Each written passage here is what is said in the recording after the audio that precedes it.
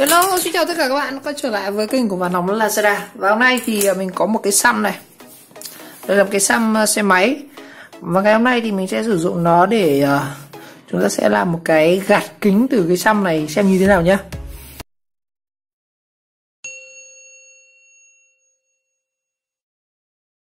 Rồi, ngoài cái xăm này thì mình cần thêm một cái nẹp này. Cái nẹp này thì mình có thể lấy ở các cái này là cái cắt của cái máy, cái gì nhỉ, của cái túi màng bọc thực phẩm ấy. Cái này thì nhặt ở bãi rác rất là nhiều. Đây mình kiếm một cái nẹp như này và chúng ta sẽ thử chế một cái để gạt kính, gương kính ấy. Rồi, nguyên liệu thì chúng ta sẽ cần cái xăm này. Mình sẽ cắt cái xăm này ra. Mình sẽ đo sao cho nó vừa với cái nẹp này. Cái đoạn xăm nào nó hơi mịn mịn một chút, nát quá thì rất là khó cắt. Đây là cái mình sẽ cắt một đoạn dài hơn đến tầm này. Đấy, tầm này là vừa này. Đấy, chúng ta sẽ cần một cái xăm này. Rồi, bây giờ mình sẽ duỗi cái xăm này ra, cắt đôi ra thôi mà.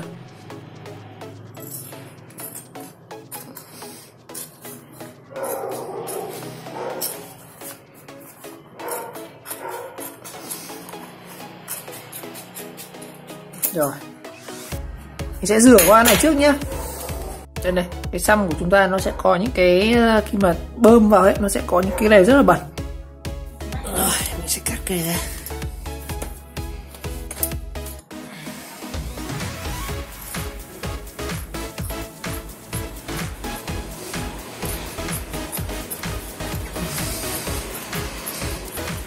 Đấy, rửa sạch đi nhé.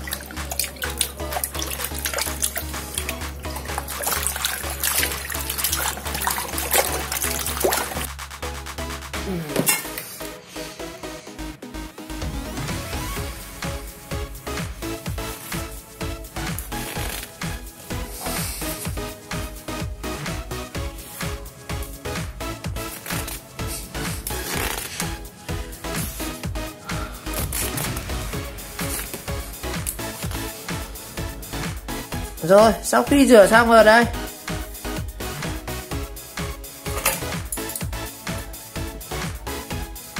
nó sẽ cắt cái này. Đây, mình sẽ lấy cái này.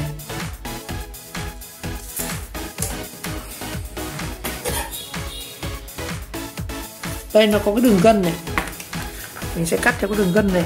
Đó.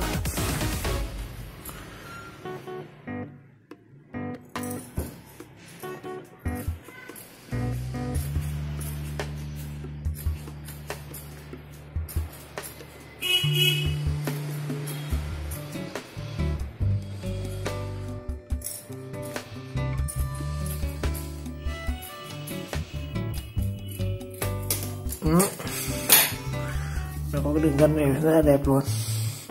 Và mình sẽ cắt nó cái này.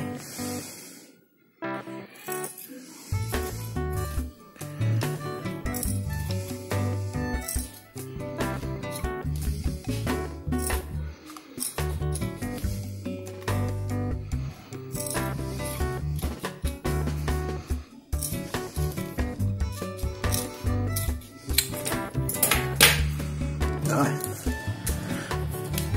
bây giờ mình sẽ lắp thử vào đây nhé.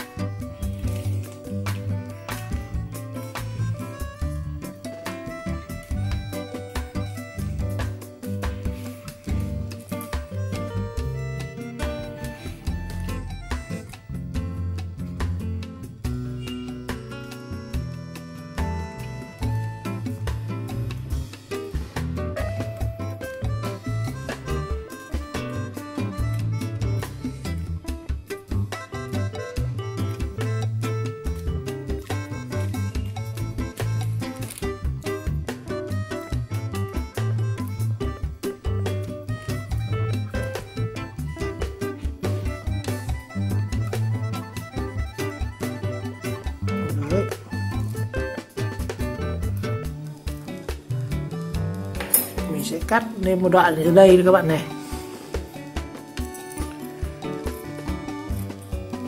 Chúng ta cách ra khổng phân nhé.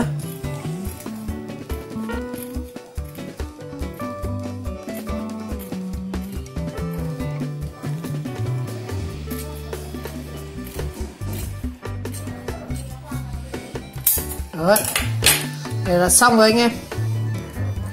Cái này là mình có thể gạt được rồi. Đó. Tại vì khi cái kính mình quét như này thì cái cao su nó sẽ quét tất cả các cái bụi ở trên này. Mình có thể mài nhẵn cái này đi nhá. Thì mình sẽ mài qua một chút. Rồi, công việc tiếp theo là chúng ta sẽ mài. Mình sẽ mài cho nó hết cái phần này đi. Đó, cái phần cựa này nó sẽ xước kính nha bạn.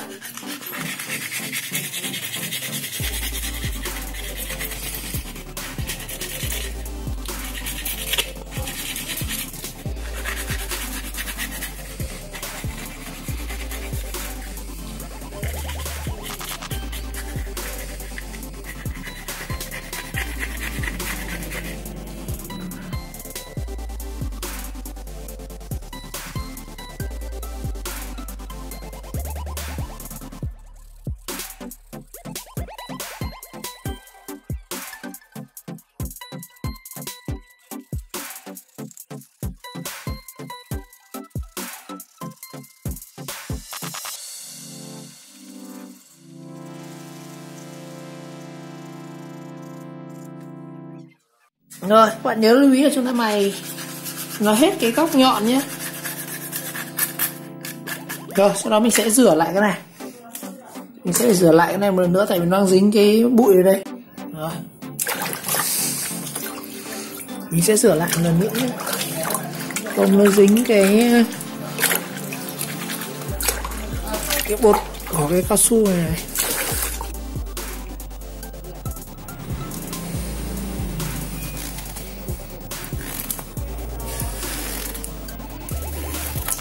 Bây giờ mình sẽ cho cái miếng này vào. Các bạn có thể sửa qua một chút xem cái chỗ nào nó lồi lõm thì mình sẽ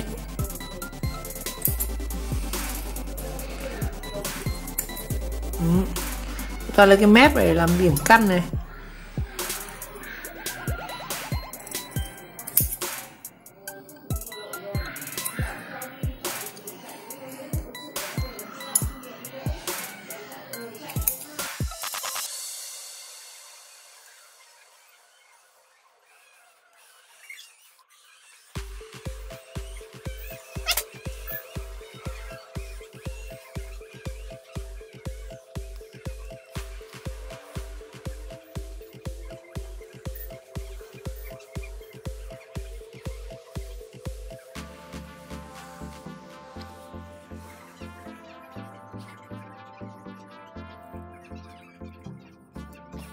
Rồi, đây là cái miếng sau khi mình sát lại rồi, gần như là khít thì khít luôn.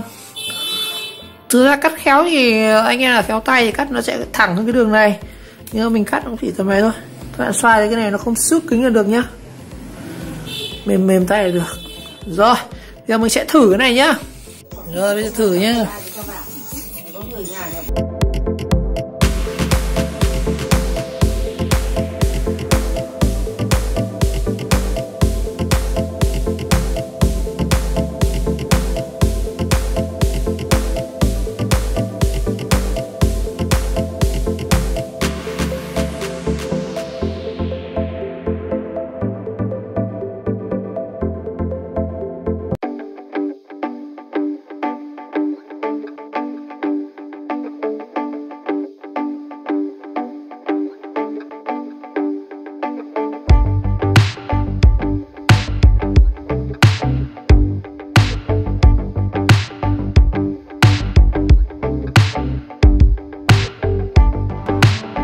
Đấy nhá.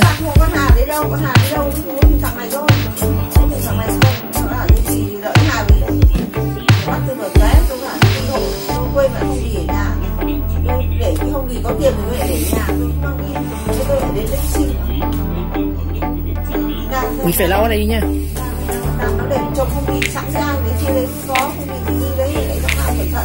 Nó văng vào nước, nó mua một đống khẩu trang, sẽ cho ai đeo. Nó không làm,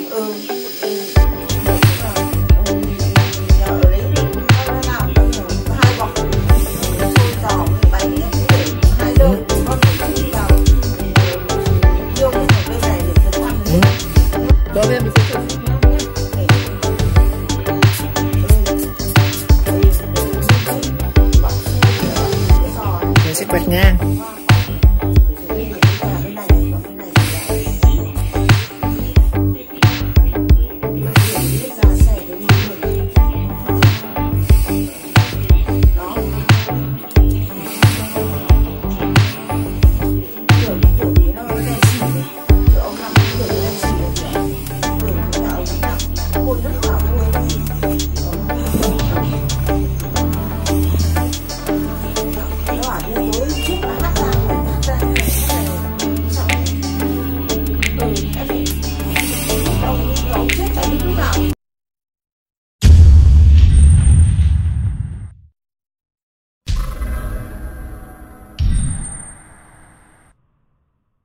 Rồi, như vậy mình vừa thử cho anh em xem cái công dụng của cái lưỡi gạt kính như này, tự chế bằng cái cao su với cả cái miếng gì nhỉ, cái nắp của cái màng bọc thực phẩm ấy, cái cắt của cái màng bọc thực phẩm.